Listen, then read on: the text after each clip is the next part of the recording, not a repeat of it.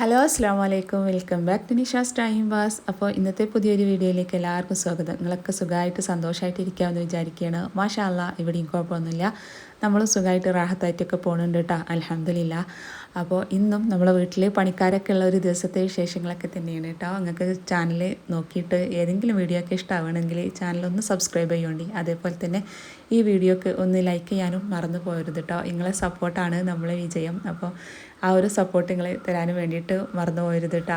ഇപ്പോൾ പണിക്കാരൊക്കെ ഉള്ളതുകൊണ്ട് തന്നെ രാവിലത്തെ രീതികൾ എന്നത്തെയും പോലെയല്ല, കുറച്ച് വ്യത്യാസം കാര്യങ്ങളൊക്കെ ഉണ്ട് കേട്ടോ. സ്കൂളൊന്നും ഇല്ലാത്തതുകൊണ്ട് ഞാൻ കുറച്ച് ലേറ്റായിട്ടാണ് കിച്ചണിലെത്തലും പണികളൊക്കെ തുടങ്ങലും കേട്ടോ. ചായയും കടിയൊക്കെ കുടിക്കാനൊക്കെ വൈകലുണ്ട്. പക്ഷേങ്കിൽ ഇപ്പോൾ അതിൽ നിന്നൊക്കെ മാറ്റം വന്നു. കാരണം പണിക്കാരെത്തുമ്പോഴേക്കും നമ്മളെ പണികൾ കുറേയൊക്കെ അങ്ങോട്ട് തീർത്ത് വെക്കുകയാണെങ്കിൽ ആ ഒരു പുക ബഹളമൊക്കെ ഒന്ന് കുറക്കാൻ നല്ലതായിരിക്കും. മറ്റേത് ഒരു ധൃതി പിടിച്ചിട്ടുള്ള കുക്കിങ്ങും കാര്യങ്ങളൊക്കെ ആവുമല്ലോ. സ്കൂളൊന്നും ഇല്ലല്ലോ എന്ന് വിചാരിച്ചിട്ട് ലേറ്റായിട്ട് വന്നിട്ടുണ്ടെങ്കിൽ ശരിക്കും പണി കിട്ടും കേട്ടോ. അപ്പോൾ ഞാൻ എന്തൊക്കെ ചെയ്യാന്ന് വെച്ചാൽ വേഗം കിച്ചണിൽ വന്നിട്ട് ചായക്കടികളൊക്കെ വേഗം ഇങ്ങോട്ട് റെഡിയാക്കി വെക്കും കേട്ടോ. അതിൻ്റെ കൂടെ തന്നെ മോനുവിനെ വിളിച്ചുണർത്തിയിട്ട് മതിലൊക്കെ ഒന്ന് നനക്കാനും വേണ്ടിയിട്ട് പറഞ്ഞതാണ്. ഇപ്പോൾ നല്ല ചൂടുള്ള ടൈമാണല്ലോ. അപ്പോൾ അതുകൊണ്ട് തന്നെ നനവ് കുറഞ്ഞിട്ടുണ്ടെങ്കിൽ അതിൻ്റേതായിട്ടുള്ള ഡാമേജും പൊട്ടലും വിള്ളലൊക്കെ മതിലിൽ കാണും. പിന്നെ ഈ ഒരു ഏരിയ എന്ന് പറഞ്ഞാൽ നല്ല വെയിലടിക്കുന്ന സ്ഥലമാണ് കേട്ടോ. അപ്പുറത്ത് പാടാണ്. അതുകൊണ്ട് തന്നെ നല്ല അത്യാവശ്യം നന്നായിട്ട് തന്നെ നനക്കണം. ഡെയിലി 3 പ്രാവശ്യം വെച്ചിട്ട് നനച്ചു കൊടുക്കുന്നുണ്ട് കേട്ടോ. മോന് നിസ്കാരമൊക്കെ കഴിഞ്ഞിട്ടുണ്ടെങ്കിൽ കുറച്ച് നേരമൊക്കെ കിടന്ന് ഉറങ്ങുന്ന ആളാണ്. ഇപ്പോൾ പണി വന്നതോട് കൂടിയിട്ട് അവൻ്റെ ഉറക്കം കഴിഞ്ഞു കേട്ടോ. അപ്പോൾ കുറച്ച് നേരമൊക്കെ കിടന്ന് പിന്നെ ഞാൻ വിളിച്ചുണർത്തുകയാണ്. കാരണം പണിക്കാരെത്തുന്നേക്കാളും മുന്നേ നനച്ച് നമ്മളങ്ങോട്ട് മാറി കൊടുക്കണമല്ലോ അവർക്ക് ബാക്കി പണികൾ എടുക്കണമെങ്കിൽ. അപ്പോൾ അവൻ്റെ പണികളാവുമ്പോൾ ഞാൻ തീർക്കുകയാണ്. പിന്നെ ഇന്നലെ തലേ ദിവസം ഇളച്ചൻ്റെ മോൻ വന്നിട്ടുണ്ടായിരുന്നു. അപ്പോൾ അവനാണ് മോനെ എടുത്തുകൊണ്ട് നിൽക്കുന്നത് കേട്ടോ. നമ്മൾ ജിയോ മോനിക്ക് അവനെ കിട്ടിയാൽ മതി കേട്ടോ, നല്ല ഇഷ്ടമാണ്. അങ്ങനെ പണിക്കാരൊക്കെ വന്നു. അവരൊരു 8:30 ആകുമ്പോഴേക്കും എത്തും കേട്ടോ.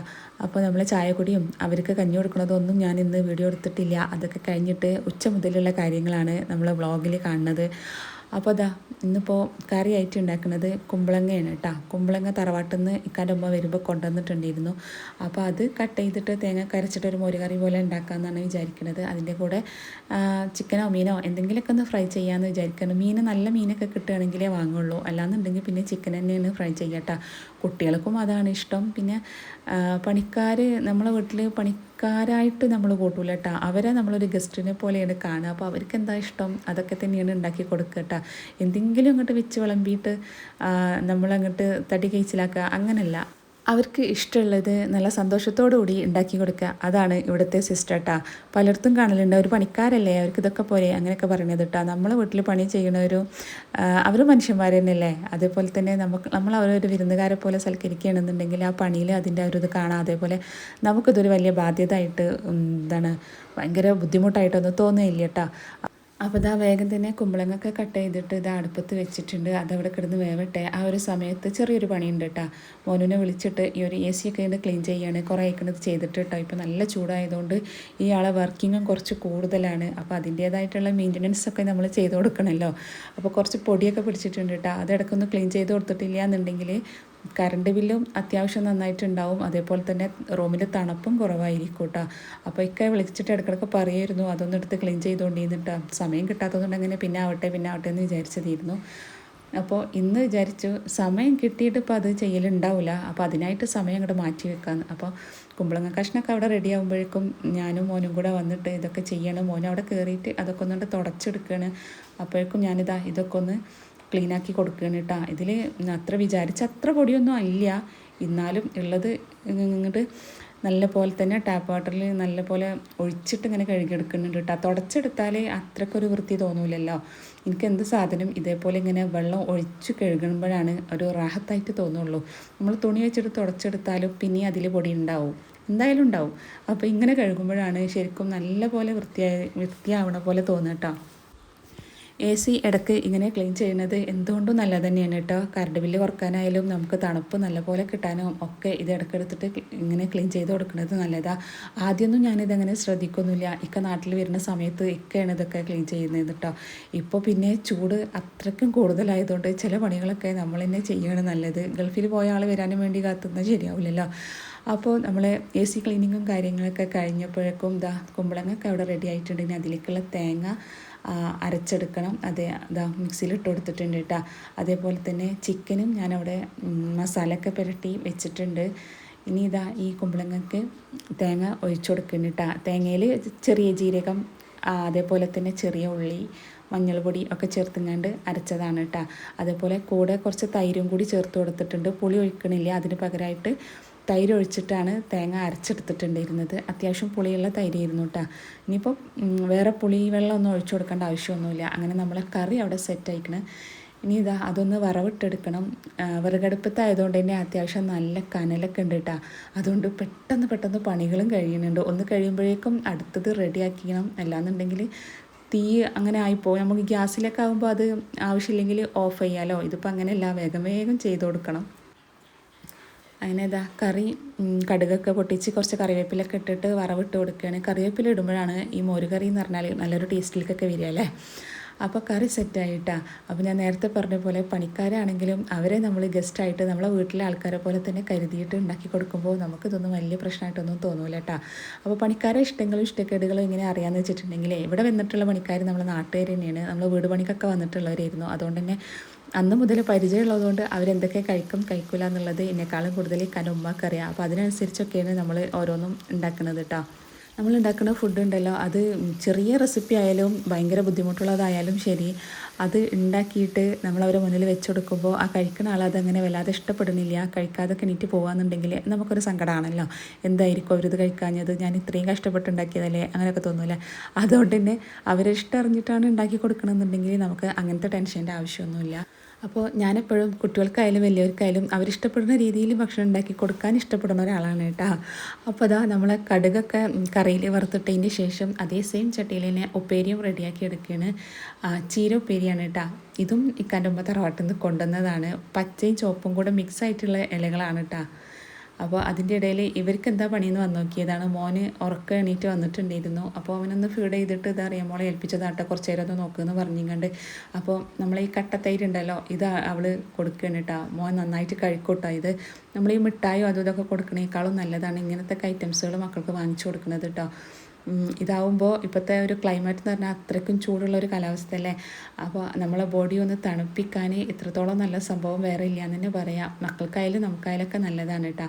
അപ്പോൾ ഇങ്ങനത്തെ ഈ തൈരിൻ്റെ പാക്ക് ഉണ്ടല്ലോ, ഞാൻ കുറച്ചധികം വാങ്ങി വെക്കൂട്ടോ. 2-3 വാങ്ങി വെക്കുമ്പോൾ പറയും കുറച്ചും കൂടി കൂടുതലൊക്കെ വാങ്ങിക്കൂടെ, മക്കൾക്ക് ഇത്ര ഇഷ്ടമാകുമ്പോൾ അങ്ങനെ വാങ്ങി വെച്ചതായിരുന്നു. മോന് നല്ലപോലെ കഴിക്കൂട്ടോ. അത് റിയമോള് അങ്ങനെ കൊടുത്തോളാന്ന് പറഞ്ഞപ്പോൾ അവിടെ എത്തി കൊടുത്തതാണ് കേട്ടോ. പിന്നെ ഇതാ ചൂട് അത്യാവശ്യം നല്ല പോലെ ഉള്ളതുകൊണ്ട് തന്നെ എന്താ പറയുക, പാടത്തൊക്കെ പണിയെടുക്കുന്ന പണിക്കാരെ നമ്മൾ മൈൻഡ് ചെയ്യാതിരിക്കാൻ പറ്റില്ല. അപ്പോൾ അവർക്ക് വേണ്ടിയിട്ട് കുറച്ച് ആവിൽ മിൽക്ക് റെഡിയാക്കിയിട്ടുണ്ട് കേട്ടോ. ഇതും കുറച്ച് അത്യാവശ്യം തണുപ്പിച്ചിട്ട് തന്നെയാണ് കൊടുക്കുന്നത്. പണിക്കാർക്ക് വേണ്ടി മാത്രമല്ല നമുക്കും കുടിക്കാം. അവലും പാലും പഴമൊക്കെ ആയതുകൊണ്ട് തന്നെ നമ്മളെ ശരീരത്തിന് നല്ലൊരു തണുപ്പ് ചെല്ലുന്ന സംഭവങ്ങളാണ്. അപ്പോൾ ഇങ്ങനത്തെ ഐറ്റംസുകൾ അല്ലെങ്കിൽ എന്തെങ്കിലുമൊക്കെ ജ്യൂസ് ഇതുപോലെ എന്തെങ്കിലുമൊക്കെ അങ്ങോട്ട് അവർക്ക് ഇടയ്ക്ക് റെഡിയാക്കി കൊടുക്കലുണ്ട് കേട്ടോ. സൽക്കാരം എന്ന് പറഞ്ഞിട്ടുണ്ടെങ്കിൽ ഇക്കാൻ്റെ ഉമ്മയും ഉപ്പയും അത് ഭയങ്കരമായിട്ട് ഇഷ്ടപ്പെടുന്നവരാണ്. ഭയങ്കര സൽക്കാരപ്രിയരാണ്. പണിക്കാരെ എങ്ങനെയൊക്കെ ട്രീറ്റ് ചെയ്യാൻ പറ്റുമോ അതൊക്കെ ചെയ്യും കേട്ടോ. പിന്നെ അവരെടുക്കുന്ന പണി കണ്ടിട്ടുണ്ടെങ്കിൽ എന്ത് കൊടുത്താലും മതിയാവില്ല, അത്രയും പൊരിഞ്ഞ ചൂടിലാണ് അവർ ചെയ്യണത്. അപ്പോൾ അതാ അവിൽ മിൽക്ക് റെഡിയാക്കി നല്ലൊന്ന് തണുപ്പിച്ചതിന് ശേഷം മോനുൻ്റെ കയ്യിൽ കൊടുത്തയക്കുകയാണ് കേട്ടോ അവർക്ക്.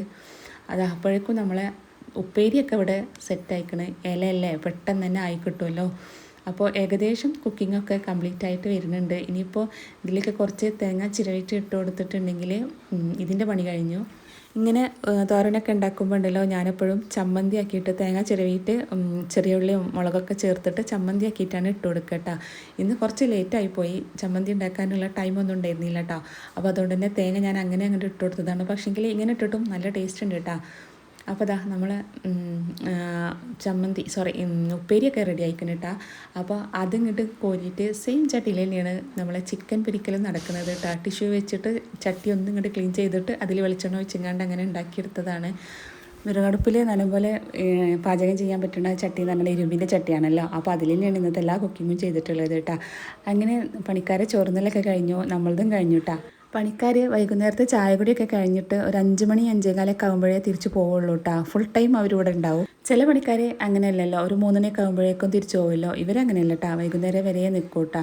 അങ്ങനെ അവരൊക്കെ പോയി കഴിഞ്ഞിട്ടാണ് പിന്നെ ഞാൻ വീഡിയോ എടുത്തിട്ടുള്ളത് വൈകുന്നേരം. അപ്പോൾ ഇതാ മതിലൊക്കെ നനക്കാനയക്കണ് 3 നേരം വെച്ചിട്ട് നനച്ച് കൊടുക്കുന്നുണ്ട് കേട്ടോ. ഇപ്പോഴത്തെ ചൂട് അങ്ങനെയാണല്ലോ. അപ്പോൾ ഇതിപ്പോൾ മോനൂനൊരു പണി അയക്കണം കേട്ടോ. പക്ഷേങ്കിൽ അവനിത് എൻജോയ് ചെയ്ത് ചെയ്യുന്നതുകൊണ്ട് കുഴപ്പമൊന്നുമില്ല, അങ്ങനെ ബുദ്ധിമുട്ടൊന്നും പറയണമൊന്നുമില്ല കേട്ടോ. അപ്പോൾ അവനെ ഹെൽപ്പ് ചെയ്യാൻ വേണ്ടിയിട്ട് നമ്മളൊന്ന് പോകും, പൈപ്പൊന്ന് അങ്ങോട്ടും ഇങ്ങോട്ടൊക്കെ വലിച്ചു കൊടുക്കാനൊക്കെ ഉണ്ടാവുമല്ലോ, അങ്ങനെയൊക്കെ ചെയ്യും കേട്ടോ. ഇവിടെ ഇക്കാൻ്റെ ഉമ്മാക്കും ഉപ്പാക്കും പശുവൊക്കെ ഉണ്ടായിരുന്നു. അപ്പോൾ ഇവിടെ തൊഴുത്തുണ്ടായിരുന്നു. അപ്പോൾ അതൊക്കെ പൊളിച്ചതിൻ്റെ വേസ്റ്റാണിത്. ബാക്കി അതാ കുറച്ചും കൂടി അവിടെ അപ്പുറത്ത് പൊളിക്കാനുണ്ട്. അപ്പോൾ ഇങ്ങനെയൊക്കെയുള്ള പണികളാണ്. ഇനിയിപ്പോൾ അവിടെ ഒരു വെറുകര പുതിയതായിട്ട് ഉണ്ടാക്കണം. ഇങ്ങനെയൊക്കെയുള്ള കുറേ പണികളൊക്കെയാണ് കേട്ടോ.